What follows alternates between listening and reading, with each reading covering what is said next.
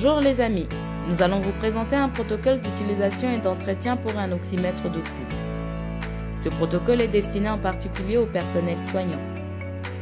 Vous pouvez télécharger la version écrite de ce protocole complet via le lien sous la vidéo.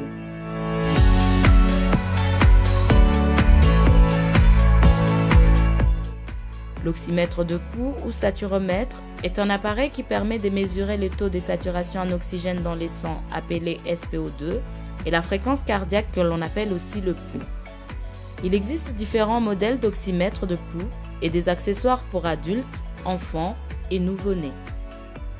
La mesure s'est faite à l'aide d'un capteur généralement fixé au bout du doigt ou du lobe de l'oreille du patient.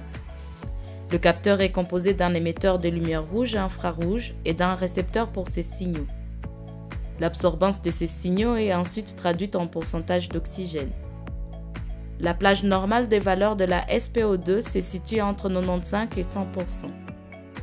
C'est une donnée importante à surveiller de façon continue pour évaluer la gravité des infections respiratoires, notamment chez des patients à risque ou présentant des signes de troubles respiratoires. Cela permet de détecter les hypoxémies et d'anticiper leurs complications. Le protocole est en 3 parties: avant, pendant, après utilisation.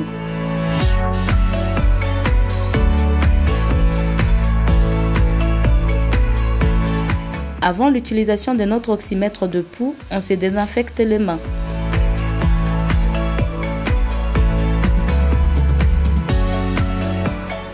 On vérifie l'état visuel et la présence du capteur adapté à notre patient.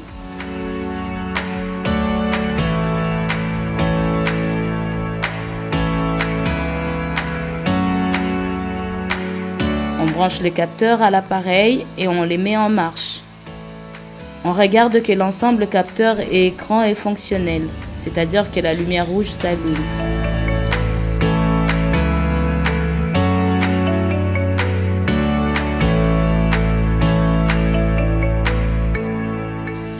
Pour l'utilisation, on vérifie que le patient n'a pas de vernis, de la teinture ou un tatouage qui pourrait gêner la mesure et on protège les capteurs de la lumière ambiante.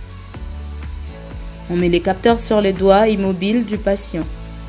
Si le patient est monitoré avec un brassard pour prendre la tension ou est perfusé sur un bras, on fait attention de prendre la mesure au côté opposé. Puis on attend quelques secondes que les résultats affichés se stabilisent. On peut lire sur l'écran 2 données. Le taux de saturation en oxygène dans les sangs appelé SpO2 et la fréquence cardiaque que l'on appelle aussi le pouls. Les valeurs normales varient selon l'âge et l'état physique du patient.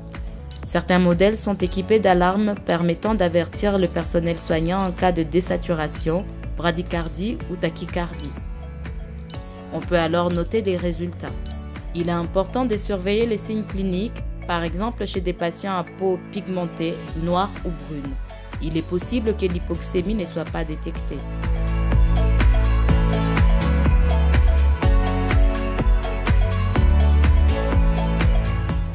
Après l'utilisation, on éteint et débranche l'appareil.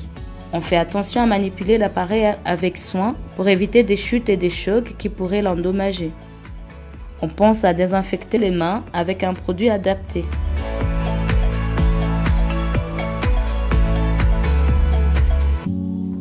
En suivant le protocole de l'établissement, on nettoie et décontamine le capteur et l'appareil sans jamais l'immerger.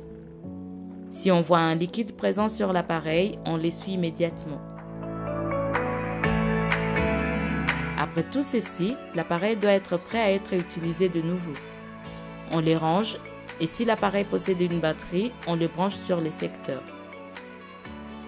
Cet appareil doit également suivre une maintenance préventive tous les 6 mois. Elle est réalisée par des techniciens biomédicaux.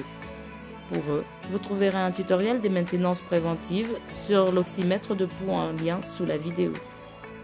À vous de jouer!